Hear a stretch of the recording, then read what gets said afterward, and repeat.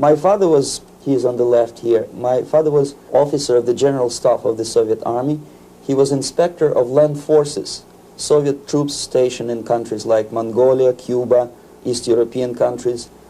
This is the picture taken at the entrance of my Institute of Oriental Languages. It's a part of Moscow State University. As every Soviet student, I was, quote-unquote, volunteering for harvesting grain in Kazakhstan. By the end of my training in school, I was recruited by the KGB. This picture was taken on that day, and you can see again how happy it feels to be recruited by the KGB. Pay special attention to number of bottles on the table. One of my functions was to keep foreign guests permanently intoxicated the moment they land at Moscow airport. In 1967, the KGB attached me to this magazine, Look magazine. A group of 12 people arrived to USSR from United States to cover the 50th anniversary of October Socialist Revolution in my country. From the first page to the last page, it was a package of lies.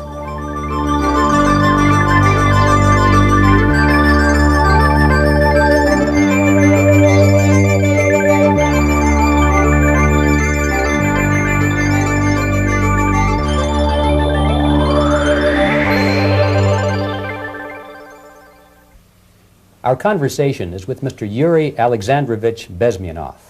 Mr. Bezmonov was born in 1939 in a suburb of Moscow. He was the son of a high-ranking Soviet Army officer. He was educated in the elite schools inside the Soviet Union and became an expert in Indian culture and Indian languages. He had an outstanding career with Novosti, which was the, and still is, I should say, the press arm or the press agency of the Soviet Union. It turns out that this is also a front for the KGB. One of his interesting assignments was to brainwash foreign diplomats when they visited Moscow. And he'll tell us a little bit about how they did this and how they planted information which eventually wound up in the press of the free world. He escaped to the West in 1970 after becoming totally disgusted with the Soviet system, and he did this at great risk to his life. He certainly is one of the world's outstanding experts on the subject of Soviet propaganda and disinformation and active measures. Mr. Bezmonov, I'd like to begin by having you tell us a little bit about some of your childhood memories.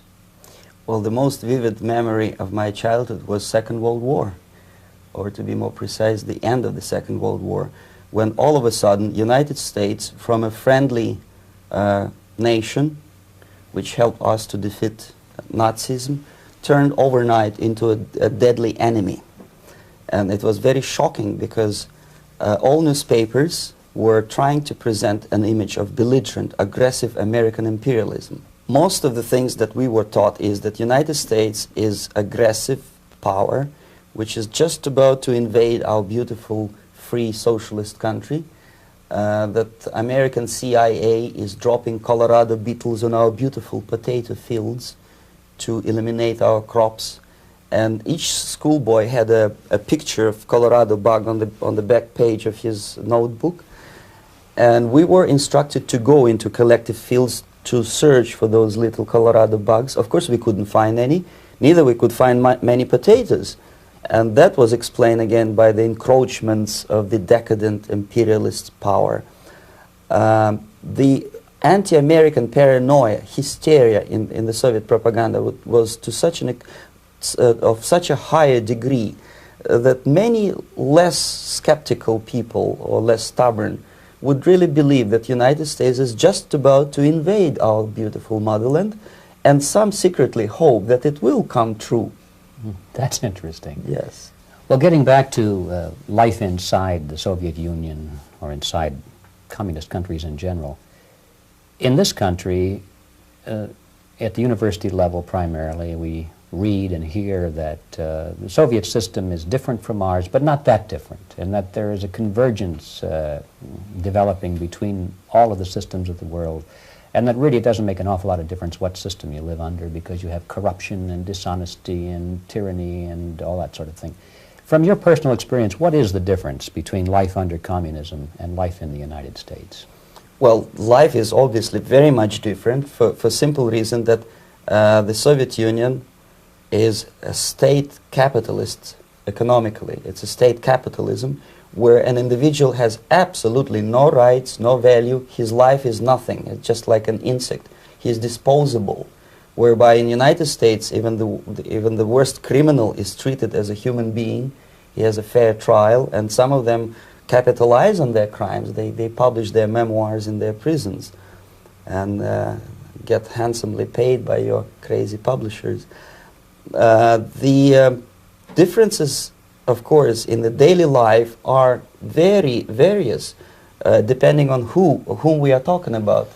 In my own private life, I never suffered from communism simply because I was brought up in a family of high-ranking military officer.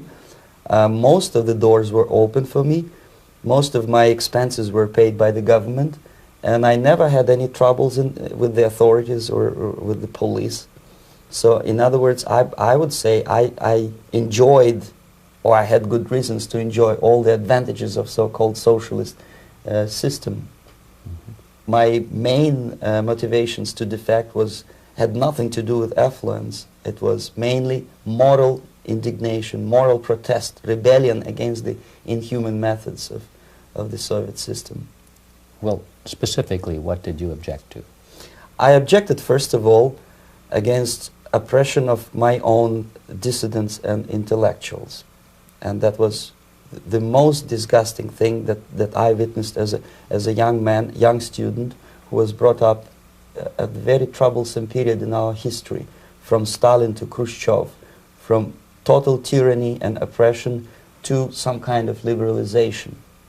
Second, when I started working for the Soviet embassy in India, to my horror, I discovered that we are millions times more oppressive than any colonial or imperialist power in the history of mankind.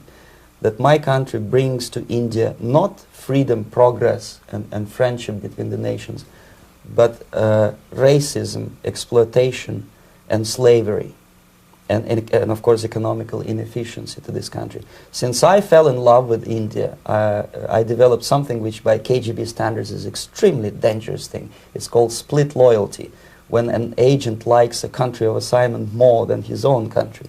I literally fell in love with this beautiful country, a country of great contrasts, but also great humility, great tolerance, and philosophical and intellectual freedoms.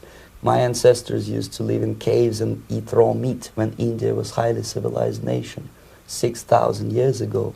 So obviously the choice was not to the advantage of my own nation. I decided to defect and to entirely dissociate myself from that brutal regime. Mr. Bezmonov, we've read a lot about the concentration camps and the slave labor camps under the Stalin regime. Now the general impression in America is that those things are part of the past. Are they still going on today, or what is the status? Yes. There is no qualitative change in the Soviet concentration camp system. There are changes in numbers of prisoners. Again, this is unreliable Soviet statistics. We don't know how many political prisoners are there in the Soviet concentration camps.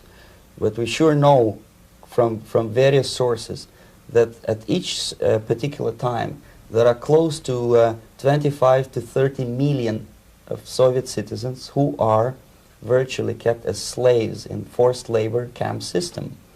The size of the population of a country like Canada is serving terms as prisoners.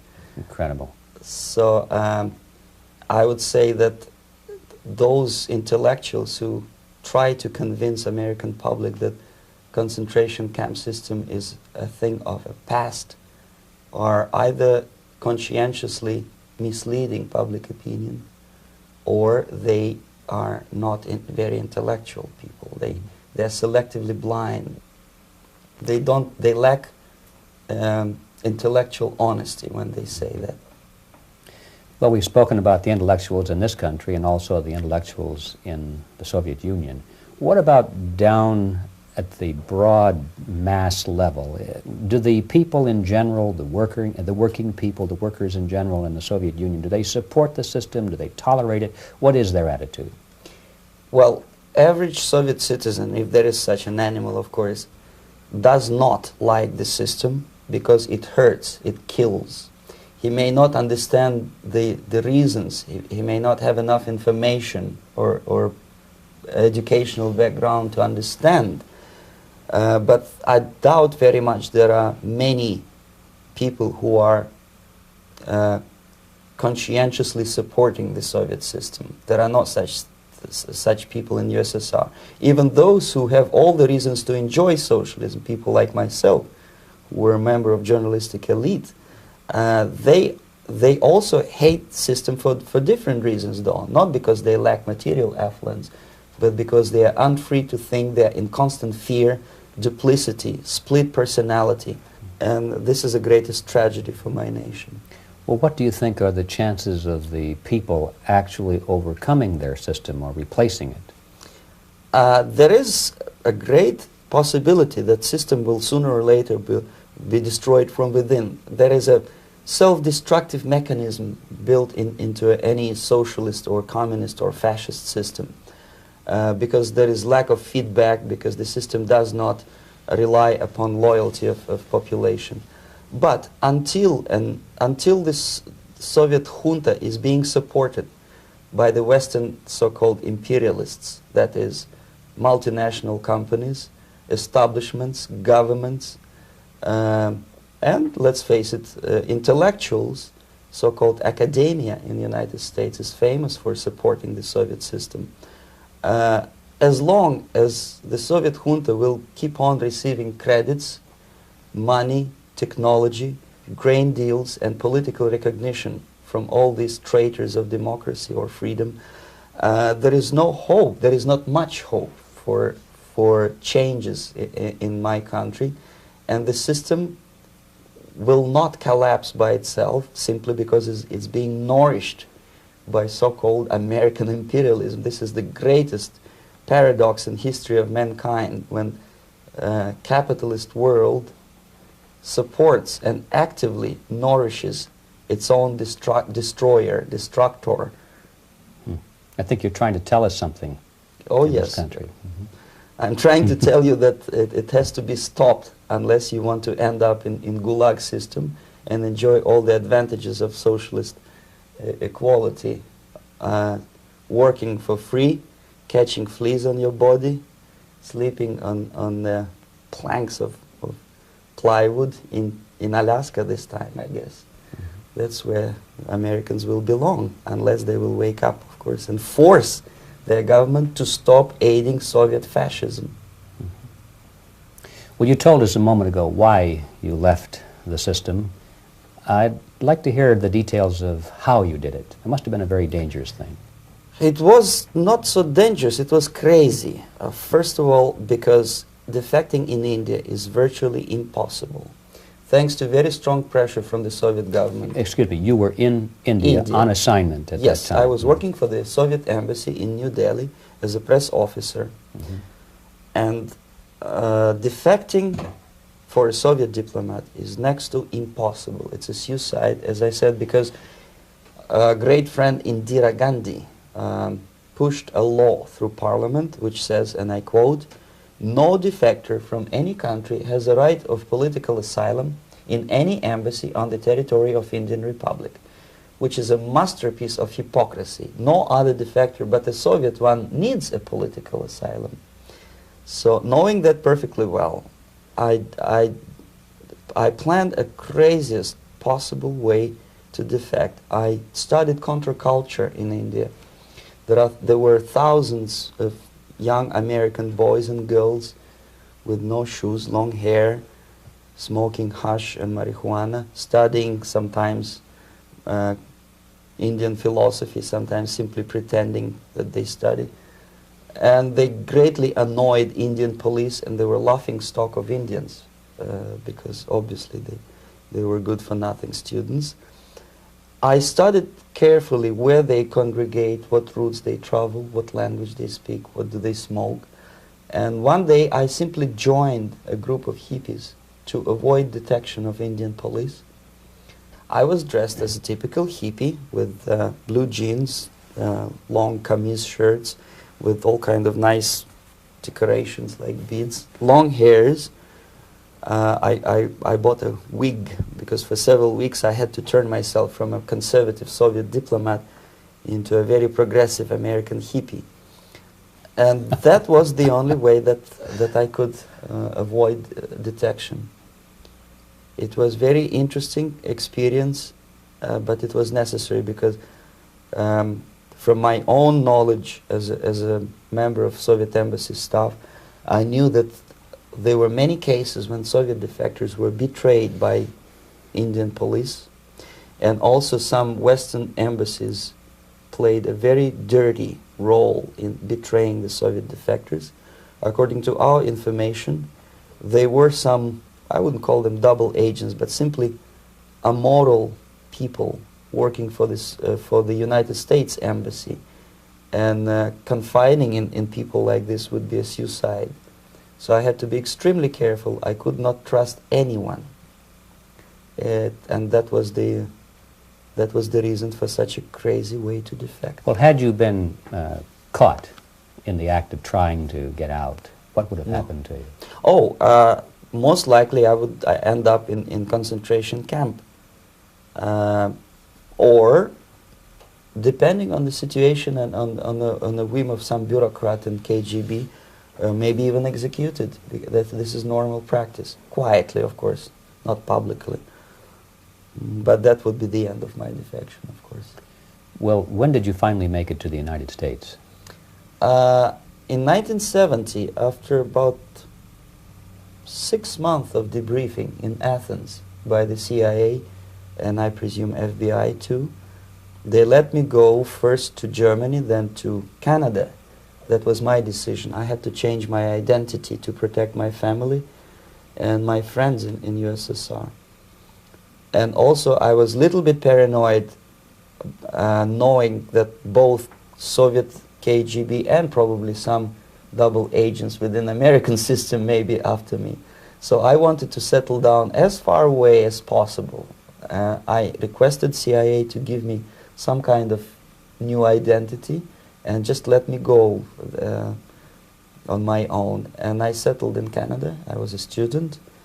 I changed many professions, from farm help and laundry truck driver to language instructor and broadcaster for Canadian Broadcasting Corporations in Montreal.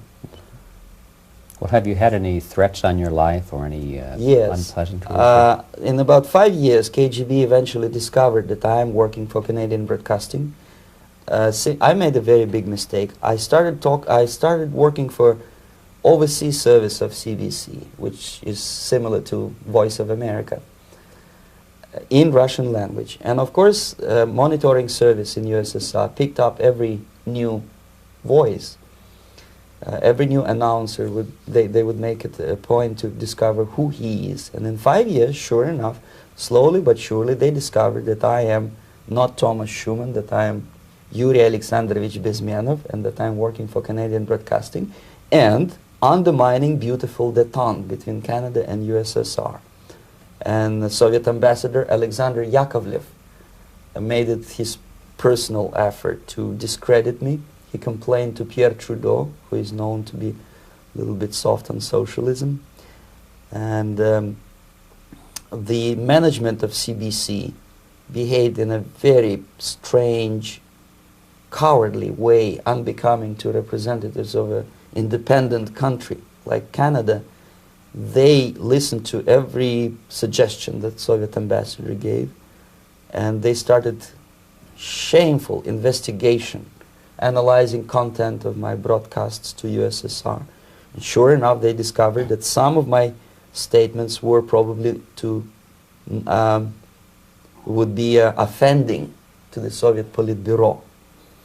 So I had to leave my job.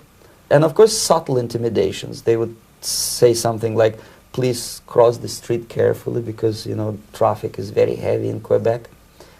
And fortunately, I know about the psychology and the logic of activity of the KGB, and I never allowed myself to be intimidated. This is the worst thing. This is what they expect a person, a defector, to be intimidated. Once they spot that you are scared, they keep on developing that line And then eventually you either have to give up entirely and work for them, or they neutralize you. They would definitely stop all kind of political activity, which they failed to do in my case, because I was stubbornly working for the Canadian Broadcasting.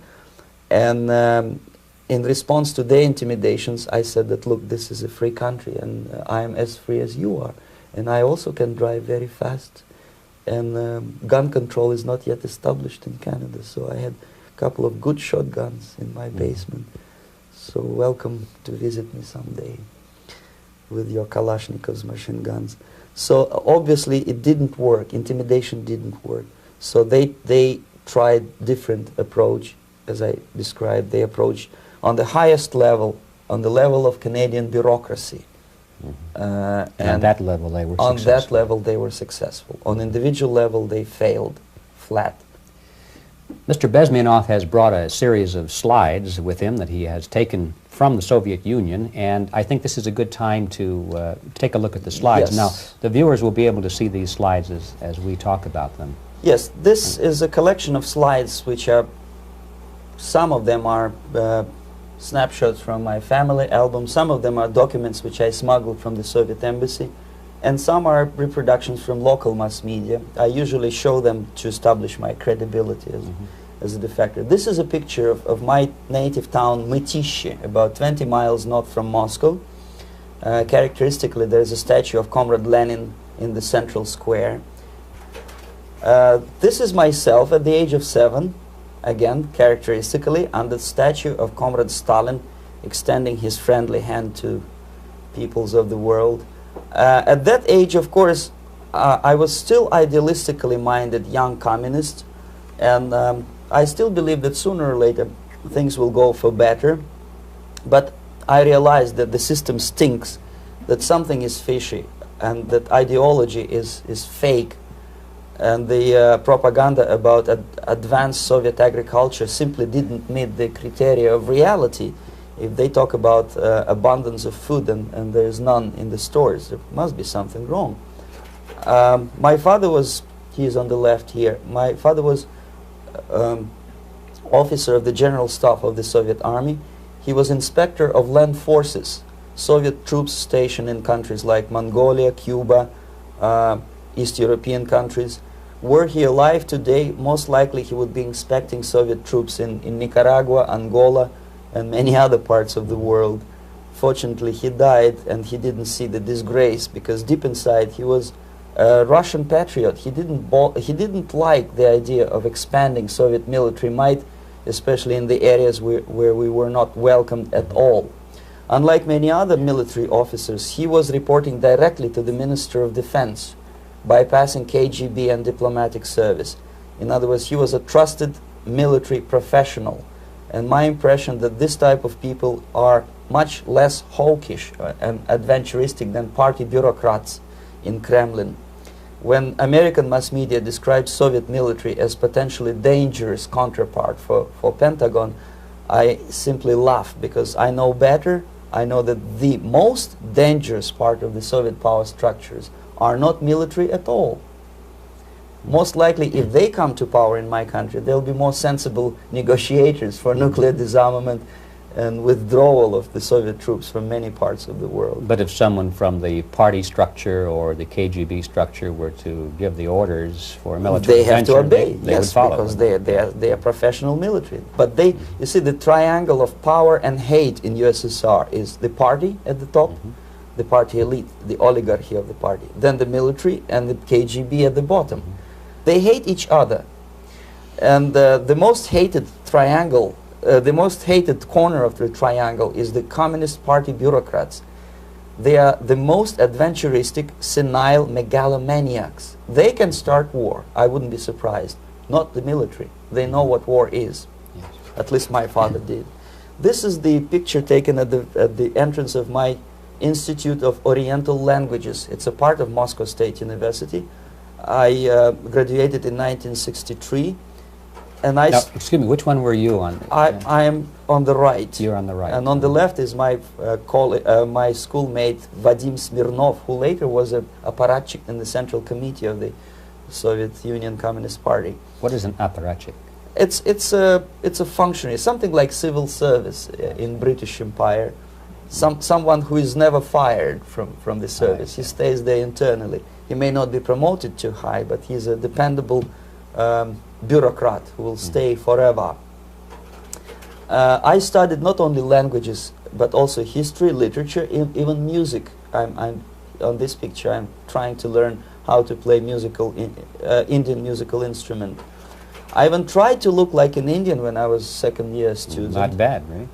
Yes, actually it was strongly encouraged by the instructors in my school, because the graduates of my school were later on employed as diplomats, foreign journalists, or spies. As every Soviet student, I was quote-unquote volunteering for harvesting grain in Kazakhstan.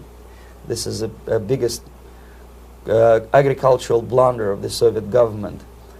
But I didn't have much choice, of course, because the communist motto borrowed from the Bible says, "Those who do not work shall not eat." And you can see me eating, therefore I was working, and you can see how happy I was about it.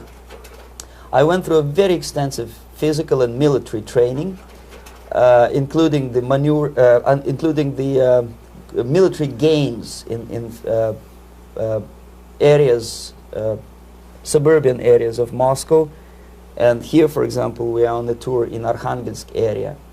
And by the end of my training in school, I was recruited by the KGB. This picture was taken on that day, and you can see again how happy it feels to be recruited by the KGB.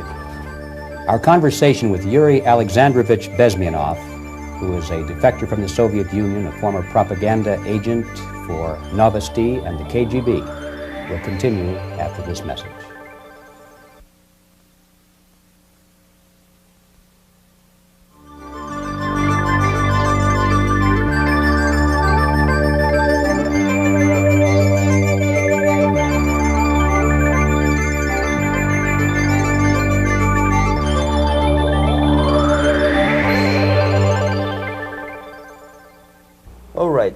As every student in USSR, I went through very extensive physical and military training and civil defense training too. Unlike in United States, where civil defense is virtually non-existent, zero.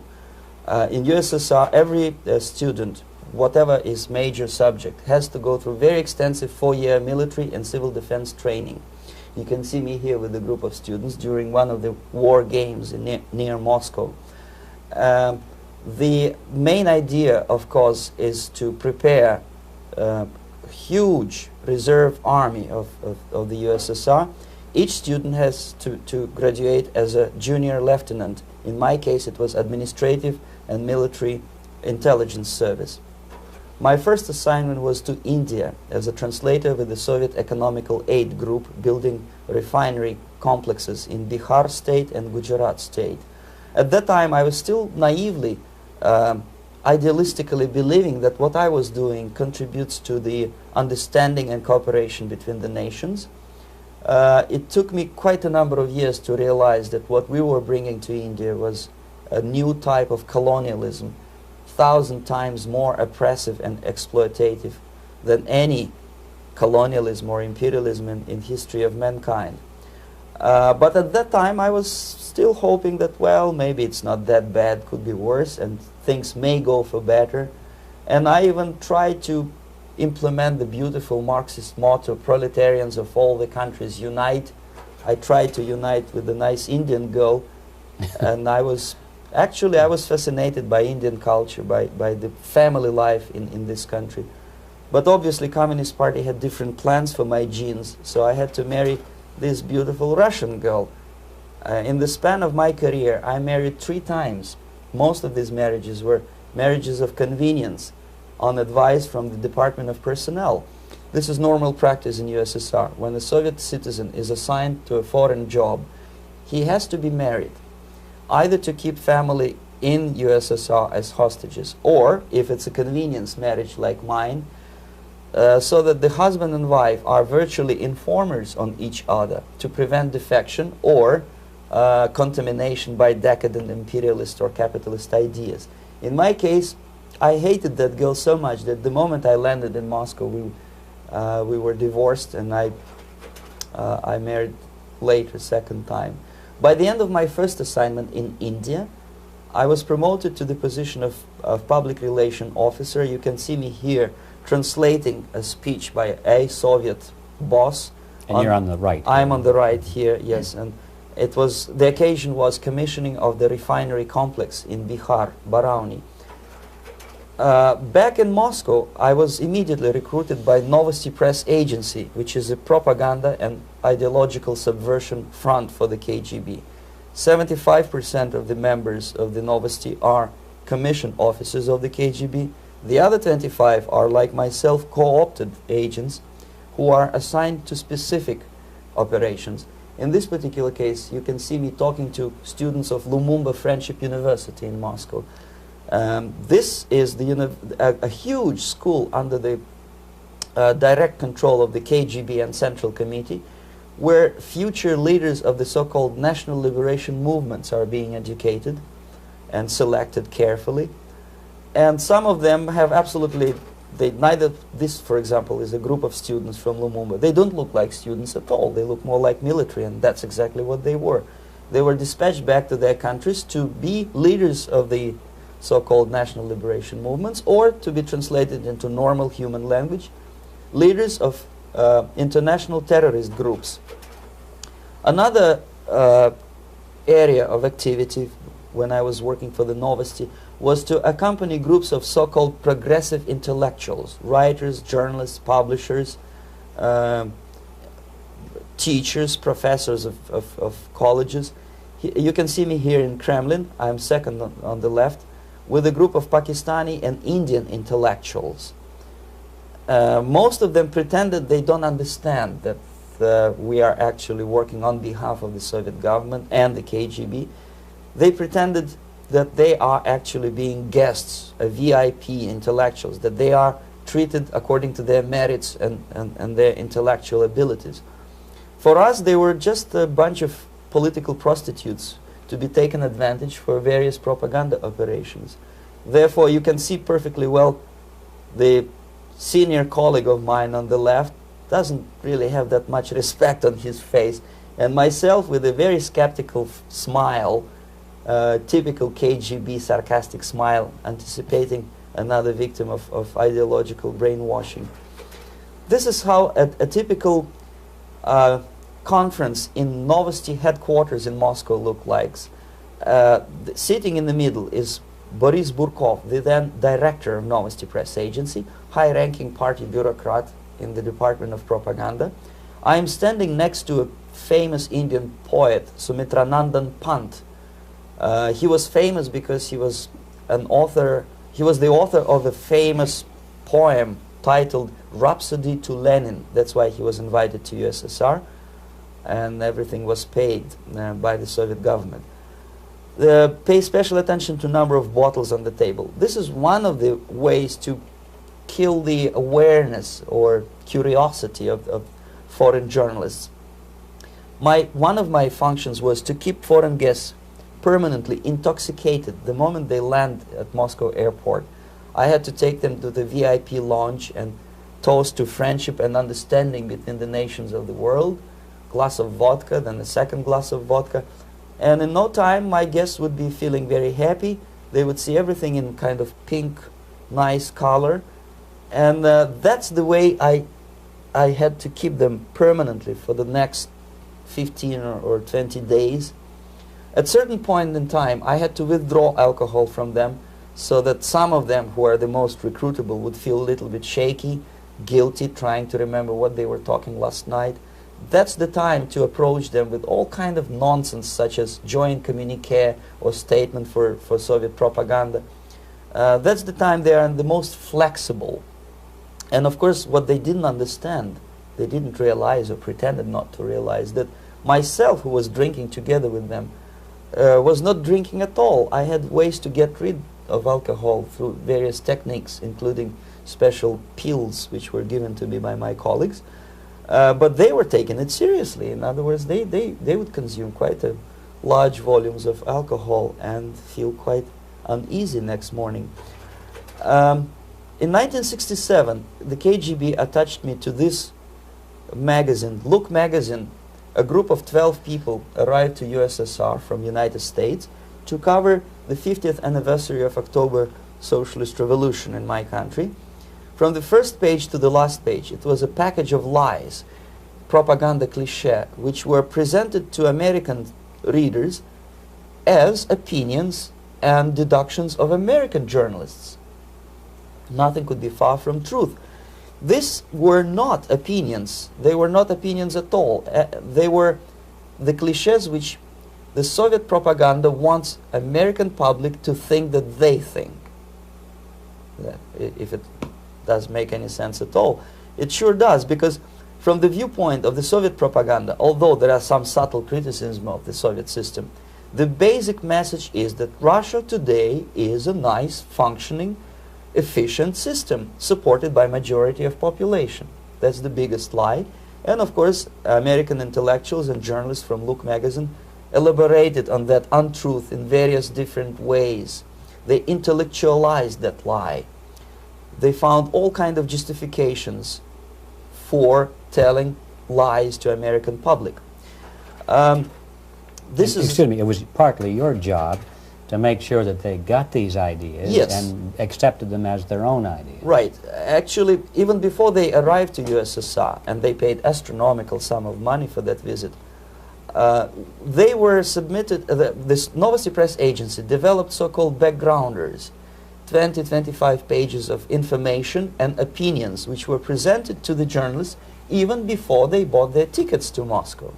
They had to analyze the situation, and judging on their reaction to that backgrounder, the local Novosti representative or local Soviet diplomat in Washington, D.C. would assess whether they be given visa to USSR or not.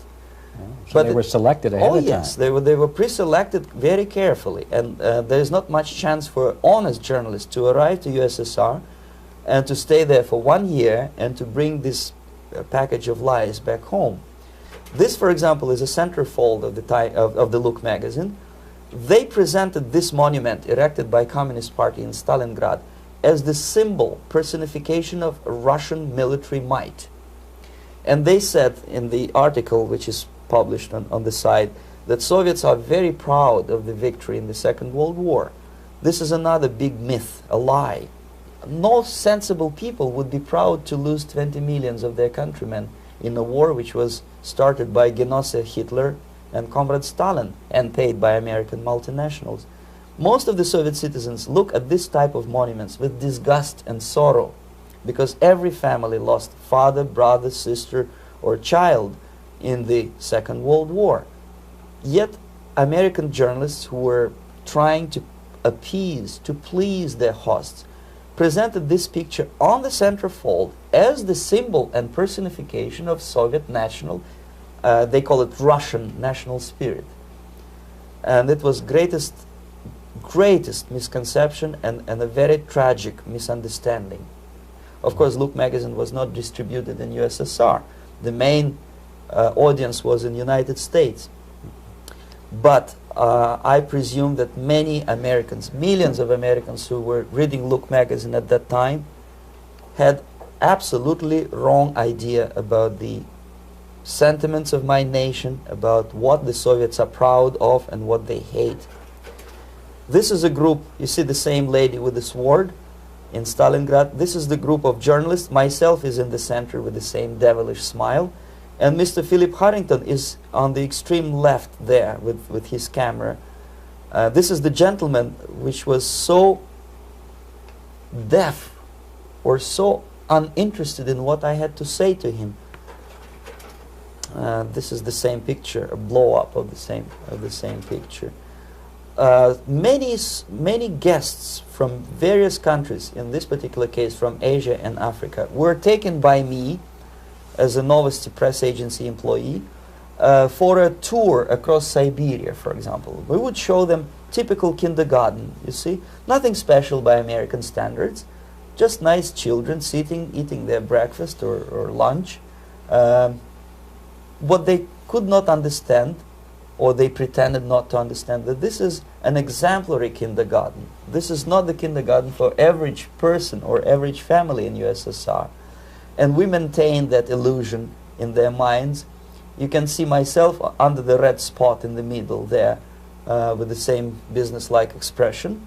I'm doing my job. That's what I'm assigned to do, and that's what I was paid to do. But deep inside, I still hope that at least some of these useful idiots would understand that what they are looking at has nothing to do with the level of affluence in my nation. This is a better picture which reflects the true spirit of the Soviet childhood. This picture was printed in a Canadian government publication by mistake. In the middle you can see children playing on a small courtyard, and the caption goes, "This is a typical kindergarten in Siberia." What these idiots didn't understand, that it is not kindergarten at all. It is a prison for children of political prisoners. But there was not a single mentioning that what they were visiting actually was an area of concentration camps. And the job of people like myself to help them to not to notice that they are actually talking to prisoners.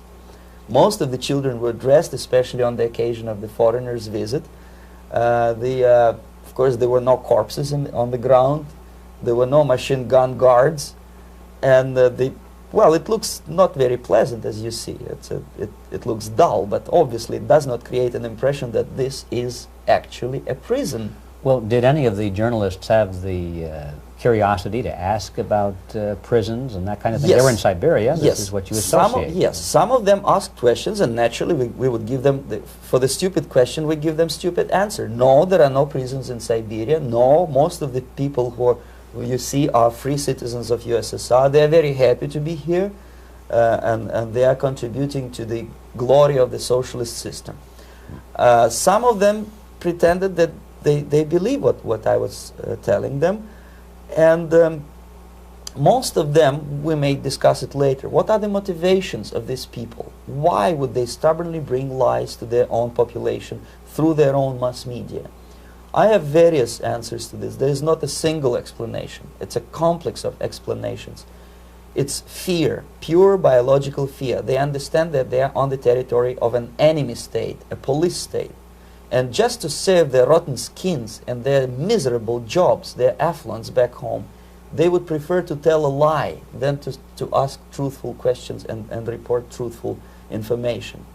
Second, most of these schmucks were afraid to lose their jobs, because obviously if you tell truth about my country, you will not last long as a correspondent of New York Times or Los Angeles Times. They will fire you. What kind of correspondent are you? You obviously cannot find common language with Russians if they kick you out in 24 hours. So just by trying to be conformist to their own editorial bosses, they tried not to offend the sentiments of the Soviet administrators and people like myself. Deep inside, I hope they would insult my or offend my sentiments. Obviously, they preferred not to. Another reason, I refuse to believe it, but obviously there is another reason. Obviously, it's a greed. These people earn a lot of money. When they come back to USA, they claim that they are experts on my country. They write books which sells in million copies, titled like Russians, The Truth About Russia. Most of it is lie about Russia. Yet they claim to be Sovietologists. They play back myth about my country, the propaganda cliches. Yet they stubbornly resist the word of truth. If a person like Solzhenitsyn is either defecting or kicked out of USSR, they try all their best to discredit him and to discourage him. I don't have much chance to appear on national network with a true story about my country. But a useful idiot like Hendrik Smith or Robert Kaiser, they are big heroes. They come back from USSR, they say, oh, we were talking to dissidents in Russia. Big deal. Soviet dissidents are chasing American correspondents in the streets, and they are cowardly escaping from these contacts. For some strange reason, if you want to know more about Spain, you refer to Spanish writers. If you want to learn more about French, you read French writers. Even about Antarctica, I bet you would read Penguins.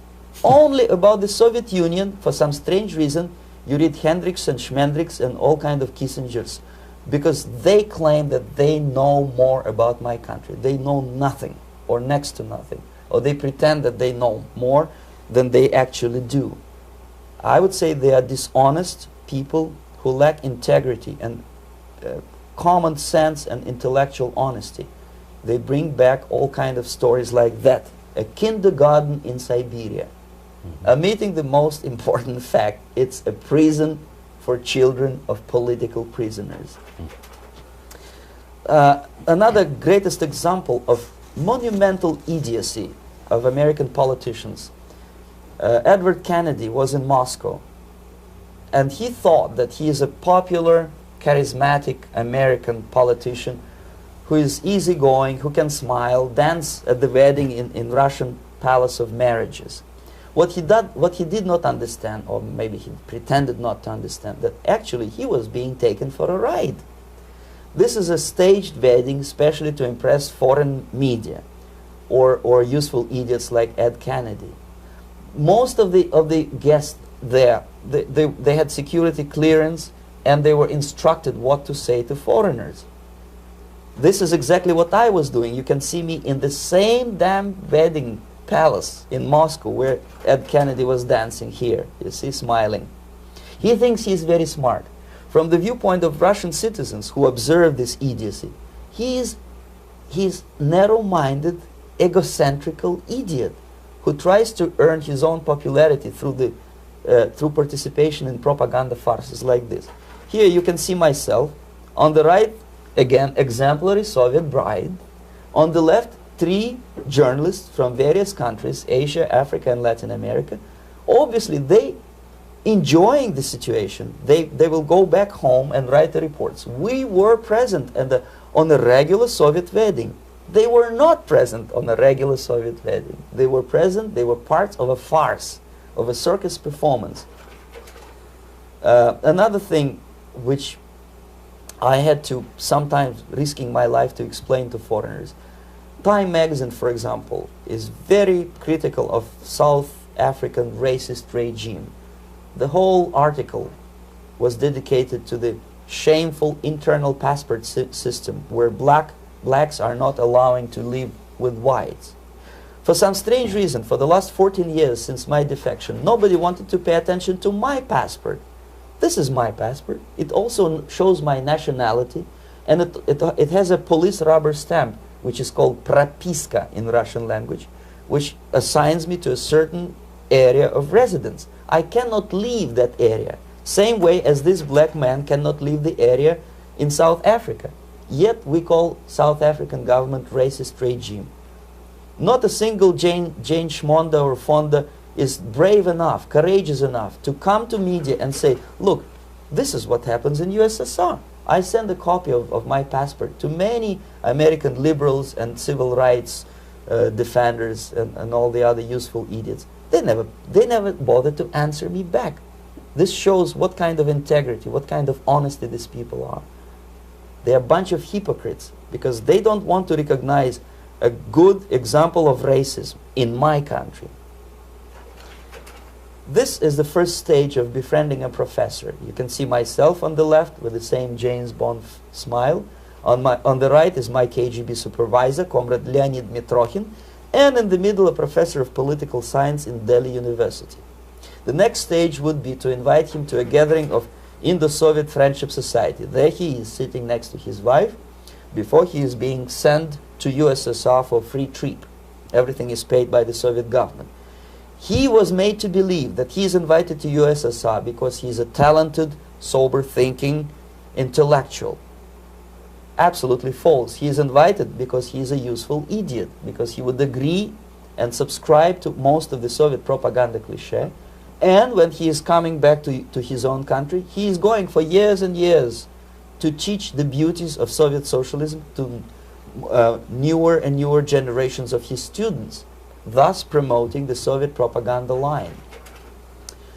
The KGB was even curious about this gentleman. It may look innocent.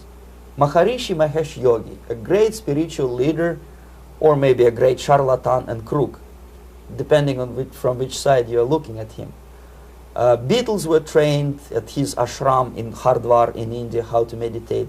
Mia Farrow and other useful idiots from Hollywood visited his school, and they returned back to United States absolutely zonked out of their minds with marijuana, hashish, and crazy ideas of meditation. To meditate, in other words, to isolate oneself from the current social and political issues of your own country, to get into your own bubble, to forget about troubles of the world. Obviously, KGB was very fascinated with such a beautiful school, such a brainwashing center for stupid Americans. I was dispatched by the KGB to check what kind of VIP Americans attend this school. That's you on the left. Yes, I'm on the left. I was trying to get enrolled in that school. Unfortunately, the Maharishi Mahesh Yogi asked too much. He wanted $500 American for enrollment. But my function was not actually to get enrolled in the school. My function was to discover what kind of people from United States attend this school. And we discovered that, yes, there are some influential members of family, public opinion makers of United States, who come back with the crazy stories about Indian philosophy. Indians themselves look upon them as idiots, useful idiots.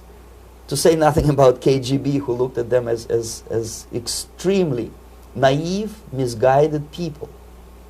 Obviously, a VIP, say a wife of a congressman, or a prominent Hollywood personality, after being trained in that school, is much more instrumental in the hands of manipulators of public opinion and KGB than a normal person who understands, who looks through this type of fake religious training. Why would they be more susceptible to manipulation? I just mentioned that because, you see, a person who is too much involved in introspective meditation.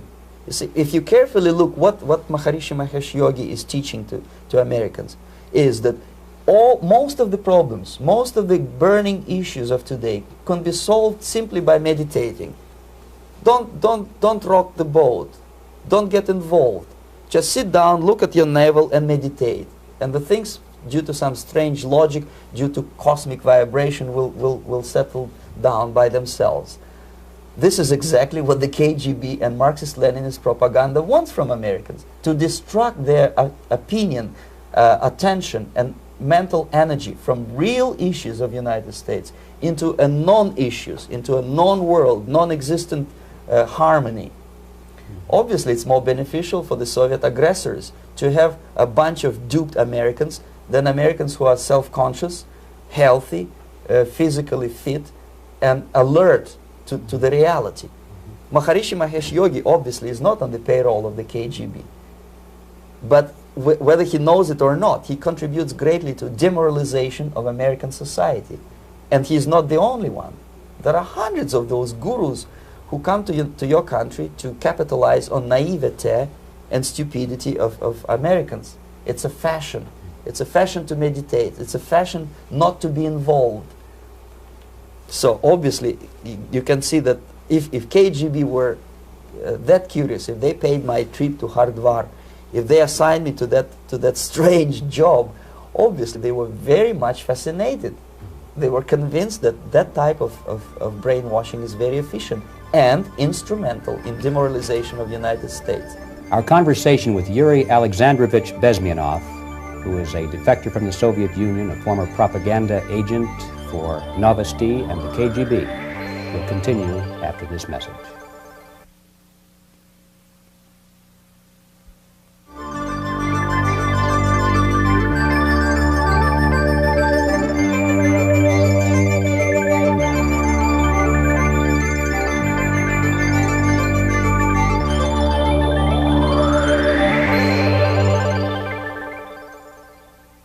This picture shows the part of the building of USSR embassy and my supervisors. On the left is Comrade Mehdi, an Indian communist, and on the right, Comrade Mitrokhin. my supervisors in the secret department of research and counter-propaganda. It has nothing to do with either research or counter-propaganda. Most of the activity of that department was to compile huge volume of information on individuals who were instrumental in creating public opinion. Publishers, editors, journalists, actors, educationalists, professors of political science, members of parliament, representatives of business circles. Most of these people were divided roughly in two groups. Those who would toe the Soviet foreign policy, they would be promoted to the positions of power through media and public opinion manipulation. Those who refused the Soviet influence in their own country would be character assassinated or executed physically come revolution. Same way as in the small town of Hue in South Vietnam, several thousands of Vietnamese were executed in one night when the city was captured by Viet Cong for only 2 days.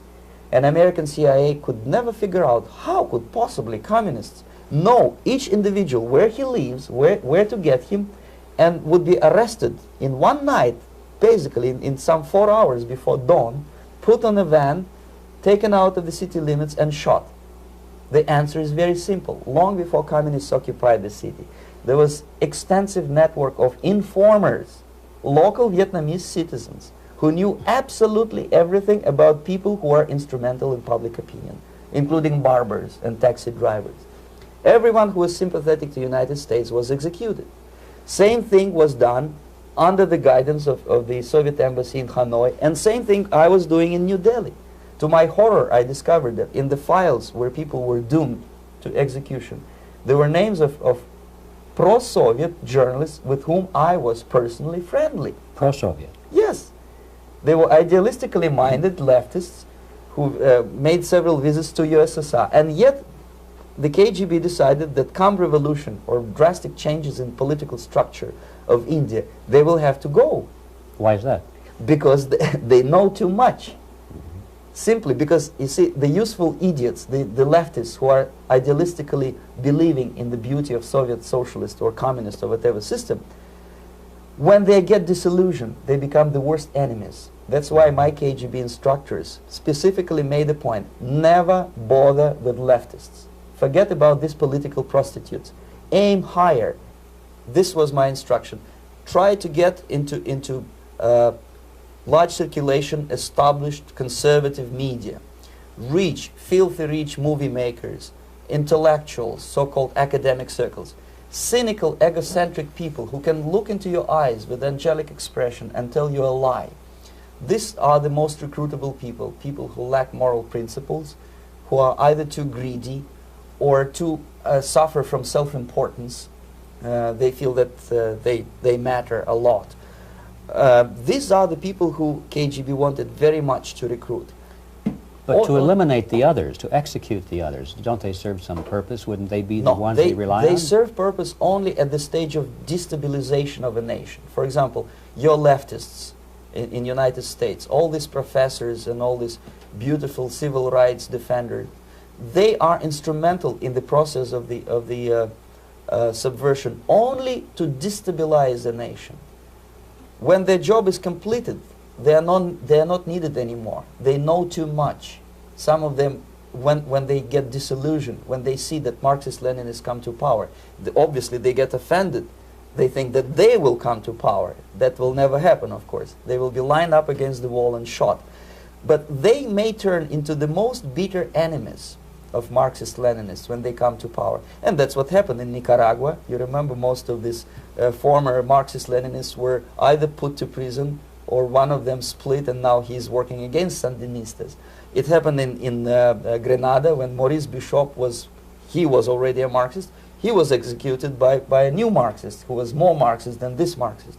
Same happened in Afghanistan when first there was Taraki, he was killed by Amin, then Amin was killed by Babrak Karmal with the help of KGB. Same happened in Bangladesh when Mujibur Rahman, very pro-Soviet leftist, was assassinated by his own Marxist-Leninist military comrades. It's the same pattern everywhere. The moment they serve their purpose, all the useful idiots are either be executed entirely, all the idealistically minded Marxists, or exiled or put in prisons, like in Cuba. Many former Marxists are in Cuba, in prison. So most of the Indians who were cooperating with the Soviets, especially with our Department of Information of the USSR Embassy, were listed for execution. And when I discovered that fact, of course I was sick. I was mentally and physically sick. I thought that I'm going to explode one day during the briefing at the ambassador's office. I would stand up and say something that we are basically a bunch of murderers. That's what we are. It has nothing to do with friendship and understanding between the nation and blah, blah, blah. We are murderers. We behave as a bunch of thugs in a country which is hospitable to us, a country which with ancient traditions. But I did not defect. I tried to get the message across. To my horror, nobody wanted even to listen, least of all to believe what I had to say. And I tried all kinds of tricks. I would leak information through letters or lost documents or something like that. And still I got no message. The message was not published, even in the conservative mass media of India. The immediate impulse to defect was Bangladesh crisis, which was described by American correspondents as Islamic grassroots revolution, which is absolute baloney. There was nothing to do with Islam, and there was no grassroots revolution. Actually, there are no grassroots revolutions, period. Any revolution is a byproduct of a highly organized group of conscientious and professional organizers, but has nothing to do with grassroots. In Bangladesh, it was nothing with grassroots. Most of the Awami League party members, Awami League means People's Party, were trained in Moscow in the high party school. Most of the Mukti Fauj leaders, Mukti Fauj in Bengali means People's Army, same as SWAPO and all kind of liberation armies all over the world, the same bunch of useful idiots. They were trained at Lumumba University and various centers of the KGB in Simferopol, in Crimea, and in Tashkent. So when I saw that Indian territory is being used as a jumping board to destroy East Pakistan, I saw myself thousands of so-called students traveling through India to East Pakistan, through the territory of India, and Indian government pretended not to see what's going on. They knew perfectly well, the Indian police knew it, the intelligence department of the Indian government knew it, the KGB of course knew it, and the CIA knew it. That was most infuriating, because when I defected and I explained to the CIA debriefers they should watch out because East Pakistan is going to erupt any moment, they said I was reading too many James Bond novels. Anyway, so East Pakistan was doomed. One of my colleagues in the Soviet consulate in Calcutta, when he was dead drunk, he ventured into the basement to relieve himself, and he found big boxes which said printed matter to Dhaka University. Dhaka is the capital of East Pakistan. And since he was drunk and curious, he opened one of the boxes and he discovered not printed matter. He discovered Kalashnikov guns and ammunition in there. Anyway, it's a long story. When I saw the preparations for the invasion into East Pakistan, obviously I wanted to defect immediately. The only thing I couldn't at that time make up my mind when and where and how. One of the reasons, of course, you see, I was in love with India. I mentioned that before. I spoke the languages. I socialized with people. And I understood that I had to act fast unless I want this beautiful country to be permanently and irreparably damaged by our presence. One of the reasons not to defect was, as you can see, I was living in relative affluence. Who the hell in a normal mind would defect and do what? To be abused by your media, to be called McCarthyist and fascist and paranoid, or to drive a taxi in New York City? What for? What the hell for should I defect? To be abused by Americans, to be insulted in exchange for my effort to bring the truthful information about impending danger of subversion. As you can see, I was living in quite a comfortable conditions next to swimming pool, where Indians were not allowed, by the way. I was highly paid expert in propaganda. I had my family. I was respected by my nation. My career was cloudless. The third reason, how to defect with the family. To defect with a baby and a wife would be virtual suicide, because according to law, that hypocritical law which I quoted before, the Indian police will have to hand me over back to the KGB, and that will be the end of my defection and probably my life. Again, I cannot smuggle my wife because she was not quite sure what I was doing.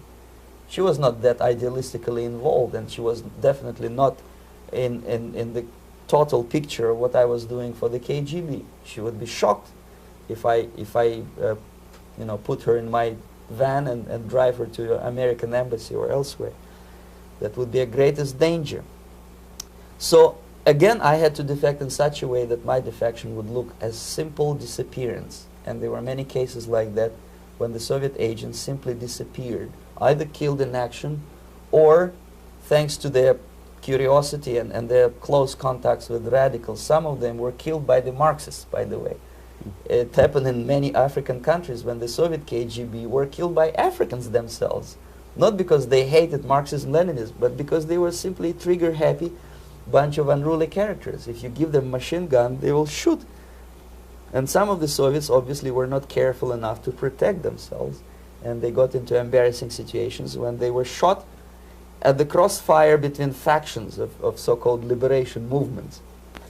Anyway, so I decided, as I said, to study the counterculture. I decided this probably would be the best way to disappear. I socialized with characters like this on the left. You see, he's a barefoot American hippie. It took me quite a long time to study exactly what they were doing and how to mix with them.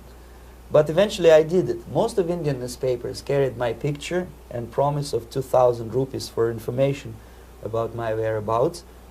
But they were looking for the wrong person, because they obviously tried to stop a young Soviet diplomat in white shirt and tie, and this is how I looked at the time of defection. Nobody could possibly think that a Soviet diplomat would be as crazy as to join a bunch of hippies. That's you. Yes, travel India and smoke hash. So I made it literally almost like a Hollywood-style detective story. From under the nose of the KGB in Bombay airport, I landed the plane and I flew to Greece, where I was debriefed by the CIA. That's basically that's all for my slides. We can turn off the projector, then. That's very interesting. Well, you spoke several times before about ideological subversion. That is a phrase that I'm afraid some Americans don't fully understand. When the Soviets use the phrase ideological subversion, what do they mean by it? Ideological subversion is the process which is legitimate, overt, and open. You can see it with your own eyes. All you have to do, all American mass media has to do, is to unplug their bananas from their ears, open up their eyes, and they can see it. There is no mystery. There is nothing to do with espionage. I know that espionage intelligence gathering looks more romantic. It sells more deodorants through the advertising, probably. That's why your Hollywood producers are so crazy about James Bond type of thrillers. But in reality, the main emphasis of the KGB is not in the area of intelligence at all. According to my opinion and opinion of many defectors of my caliber, only about 15% of time, money, and manpower is spent on espionage as such. The other 85% is a slow process which we call either ideological subversion or active measures, активные мероприятия in the language of the KGB, or psychological warfare. What it basically means is to change the perception of reality of every American to such an extent that despite of the abundance of information, no one is able to come to sensible conclusions in the interests of defending themselves, their families, their community, and their country. It's a great brainwashing process which goes very slow, and it's divided in 4 basic stages. The first one being demoralization. It takes from 15 to 20 years to demoralize a nation. Why that many years? Because this is the minimum number of years which requires to educate one generation of students in the country of your enemy, exposed to the ideology of the enemy. In other words, Marxism-Leninism ideology is being pumped into the soft heads of at least 3 generations of American students without being challenged or counterbalanced by the basic values of Americanism, American patriotism. The result you can see. Most of the people who graduated in the 60s, dropouts or half-baked intellectuals, are now occupying the positions of power in the government, civil service, business, mass media, educational system. You are stuck with them. You cannot get rid of them. They are contaminated. They are programmed to think and react to certain stimuli in a certain pattern. You cannot change their mind, even if you expose them to authentic information, even if you prove that white is white and black is black, you still cannot change the basic perception and the logic of behavior. In other words, these people, the process of demoralization is complete and irreversible. To get rid of society of these people, you need another 20 or 15 years to educate a new generation of patriotically minded and common sense people who would be acting in favor and in the interests of United States society. And yet these people who've been programmed and, as you say, in place and Yes. who are favorable to an opening with the Soviet concept, these are the very people who would be marked for extermination in this country? Most of them, yes. Simply because the psychological shock when they will see in future what the beautiful society of equality and social justice means in practice, obviously they will revolt. They will be very unhappy, frustrated people. And the Marxist-Leninist regime does not tolerate these people. Obviously they will join the links of dissenters, dissidents. Unlike in present United States, there will be no place for dissent in future Marxist-Leninist America. Here you can get popular like Daniel Ellsberg and filthy rich like Jane Fonda for being dissident, for criticizing your Pentagon. In future, these people will be simply squashed like cockroaches. Nobody is going to pay them nothing for their beautiful, noble ideas of equality. This they don't understand, and it will be the greatest shock for them, of course. The demoralization process in the United States is basically completed already. For the last 25 years. Actually, it's overfulfilled because demoralization now reaches such areas where previously not even Comrade Andropov and all his experts would even dream of such a tremendous success.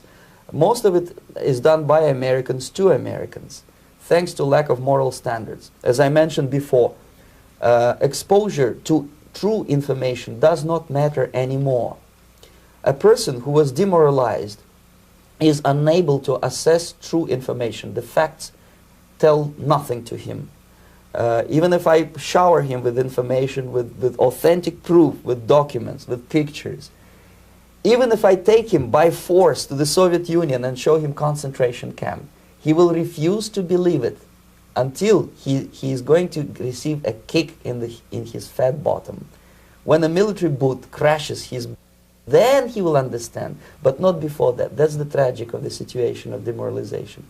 So basically America is stuck with demoralization, and unless, even if you start right now, here, this minute, you start educating new generation of Americans, it will still take you 15 to 20 years to turn the tide of ideological perception of reality back to normalcy and patriotism. The next stage is destabilization.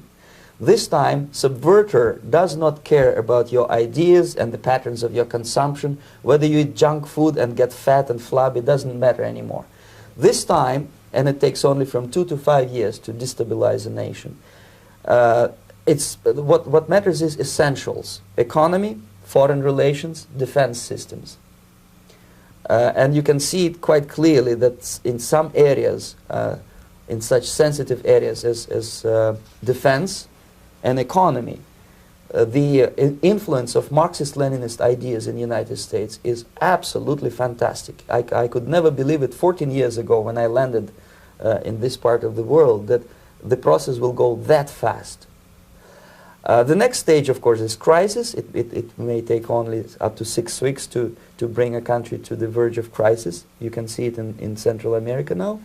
And after crisis, with a violent change of power, structure, and economy, you have so-called the period of normalization. It may last indefinitely.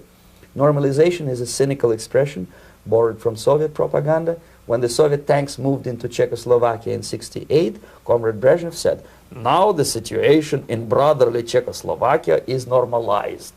This is what will happen in the United States if you allow all these schmucks to bring the country to crisis, to promise people all kind of goodies and the paradise on earth, to destabilize your economy, to eliminate the principle of free market competition, and to put a big brother government in Washington, D.C., with benevolent dictators like Walter Mondale, who will promise lots of things, never mind whether the promises are fulfillable or not.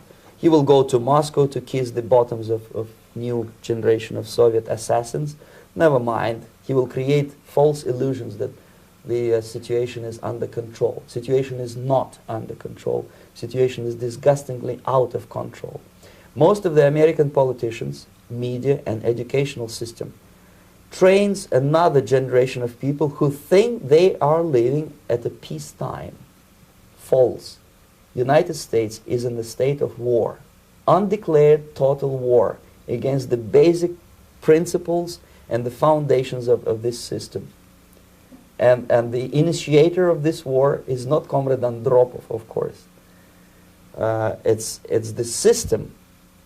However ridiculous it may sound, the world communist system or the world communist conspiracy, whether I scare some people or not, I don't give a hoot. If you are not scared by now, nothing can scare you. But you don't have to be paranoid about it. What actually happens now, that unlike myself, you have literally several years to live on unless the United States wake up. The time bomb is ticking. With every second, the disaster is coming closer and closer. Unlike myself, you will have nowhere to defect to, unless you want to live in Antarctica with penguins. This is it. This is the last country of freedom and possibility. Okay, so what do we do? What is your recommendation to the American people? Well, the immediate thing that comes to my mind is, of course, there must be a very strong national effort to educate people in the spirit of real patriotism, number one. Number two, to explain them the real danger of socialist, communist, whatever, welfare state, big brother government.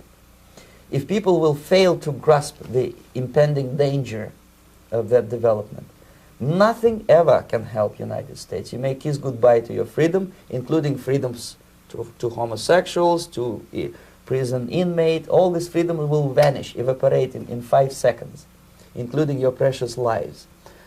The second thing, the moment at least part of United States population is convinced that the danger is real, they have to force their government. And I'm not talking about sending letters, signing petitions, and all this beautiful, noble activity. I'm talking about forcing United States government to stop aiding communism. Because there is no other problem more burning and urgent than to stop the Soviet military-industrial complex from destroying whatever is left of the free world. And it is very easy to do. No credits, no technology, no money, no political or diplomatic recognition, and of course no such idiocy as grain deals to USSR. The Soviet people, 270 millions of Soviets, will be eternally thankful to you if you stop aiding a bunch of murderers who sit now in Kremlin and whom President Reagan respectfully calls government. They do not govern anything, least of all such complexity as the Soviet economy.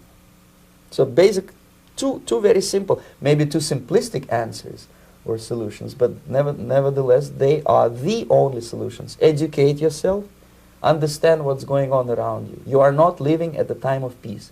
You are in a state of war, and you have precious little time to save yourself. You don't have much time, especially if we are talking about young generation. There's not much time left for convulsions to the beautiful disco music. Very soon it will go, just overnight. If we are talking about capitalists or wealthy businessmen, I think they are selling the rope on which they will hang very soon. If they don't stop, if they cannot curb their unsettled desire for profit, and if they keep on trading with the monster of the Soviet communism, they are going to hang very soon. And they will pray to be killed, but unfortunately they will be sent to Alaska probably to manage industry of slaves. It's simplistic. I know it sounds unpleasant. I know Americans don't like to listen to things which are unpleasant.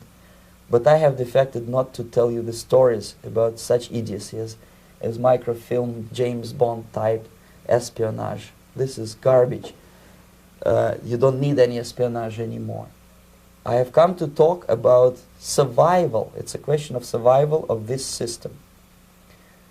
You may ask me, what is it in for me? Survival, obviously, because unlike, as I said, I am now in your boat. If we sing together, we'll sing beautifully together.